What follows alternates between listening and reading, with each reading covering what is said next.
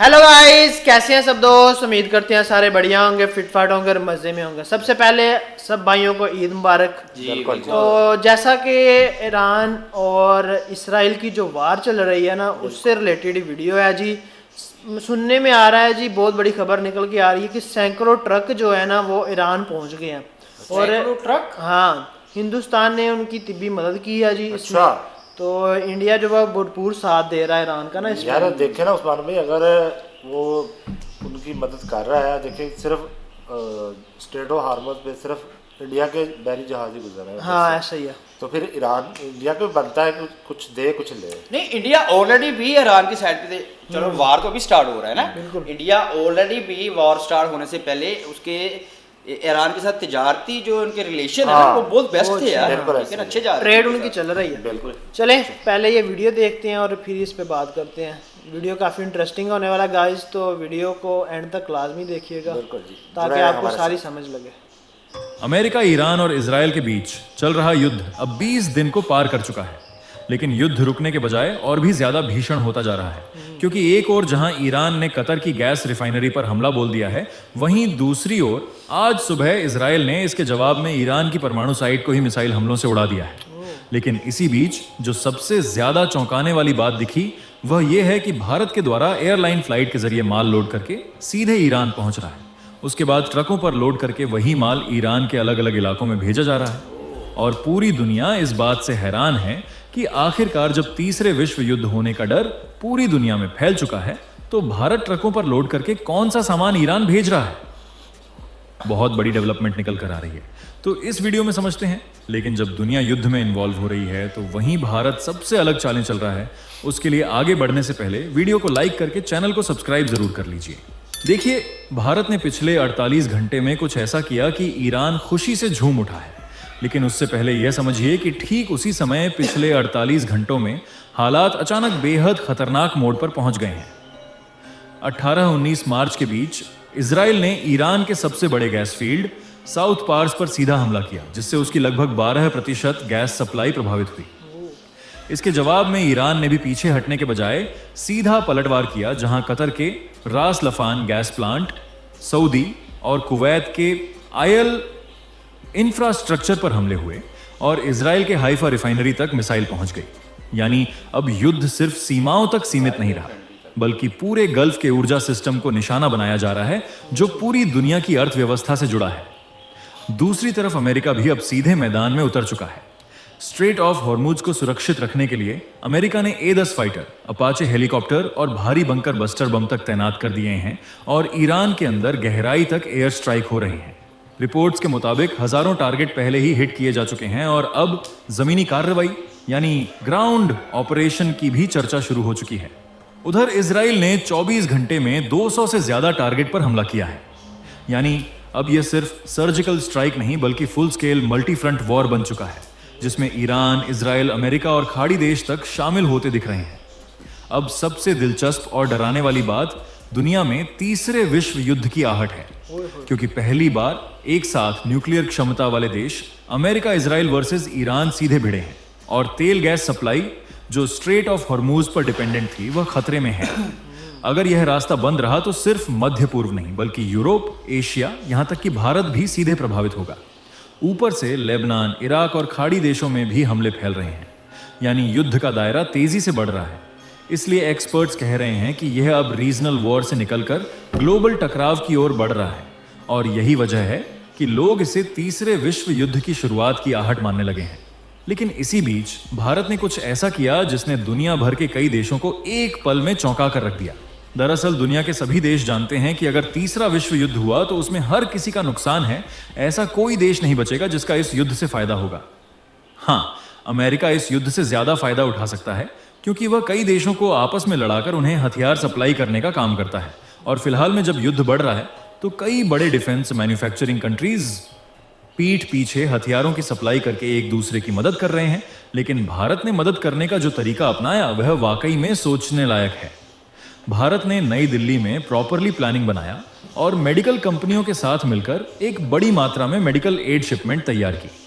क्योंकि प्लानिंग के साथ एक ऐसा ऑपरेशन तैयार किया जो सिर्फ मदद नहीं, बल्कि कूटनीतिक ताकत का भी संकेत था। विदेश मंत्रालय, स्वास्थ्य मंत्रालय और भारत की बड़ी फार्मा कंपनियां जैसे सन फार्मा, सिप्ला और डॉक्टर रेड्डीज लैबोरेटरीज सबको एक साथ जोड़ा गया।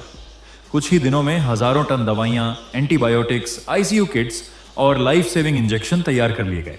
खास बात यह थी कि यह पूरा मिशन बेहद शांत तरीके से प्लान किया गया ताकि किसी भी अंतर्राष्ट्रीय दबाव से बचा जा सके। इसके बाद शुरू हुआ असली ऑपरेशन लोडिंग और ट्रांसपोर्ट का।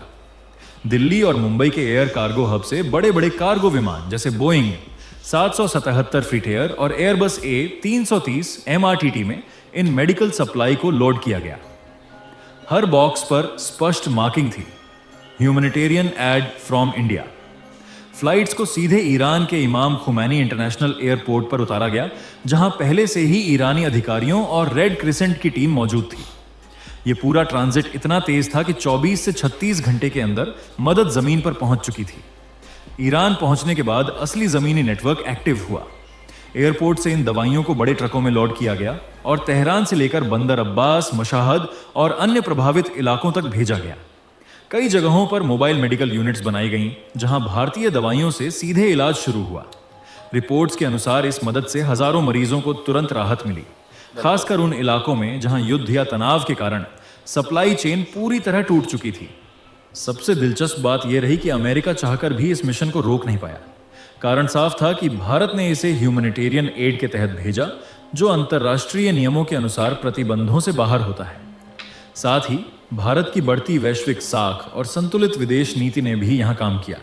जहां एक तरफ अमेरिका और उसके सहयोगी दबाव बनाने की कोशिश कर रहे थे, वहीं भारत ने बिना टकराव के अपनी रणनीति से यह दिखा दिया कि जरूरत पड़ने पर वह अपने फैसले खुद ले सकता है, और यही इस पूरे ऑपरेशन की सबसे बड़ी जीत रही।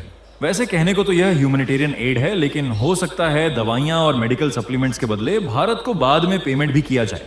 और अगर भारत को डायरेक्ट पेमेंट नहीं भी दिया जाता है तो भी ईरान भारत की इस मदद का बदला जरूर चुकाएगा, और भारत के जो 22 जहाज फंसे हुए हैं उन जहाजों को ईरान रास्ता जरूर देगा। क्योंकि भारत और ईरान के बीच मेडिकल यानी फार्मा ट्रेड भले कुल व्यापार का छोटा हिस्सा हो, लेकिन इसका रणनीतिक महत्व काफी बड़ा है। क्योंकि ईरान एक बड़ी मात्रा में भारत से अपनी रोजमर्रा की जरूरत का सामान खरीदता है, और भारत पहले भी सैकड़ों ट्रक माल लोड करके ईरान हमेशा भेजता रहा है। और अभी भी भारत डायरेक्टली नहीं तो इनडायरेक्टली मेडिकल एड के जरिए सैकड़ों ट्रक माल ईरान भेज रहा है। आपको जानकारी के लिए बता दें कि 2024 में भारत ने ईरान को करीब $24.9 मिलियन यानी 200 करोड़ रुपए के फार्मास्यूटिकल्स एक्सपोर्ट किए, जबकि 2022 में यह आंकड़ा लगभग $37 मिलियन तक गया था। कमाल की बात यह है कि 2025 में भारतीय दवाओं का निर्यात 70% तक बढ़कर 5 साल के हाई लेवल पर पहुंच गया, क्योंकि पश्चिमी प्रतिबंधों के चलते ईरान को सस्ती और जेनेरिक दवाओं के लिए भारत पर ज्यादा निर्भर होना पड़ा।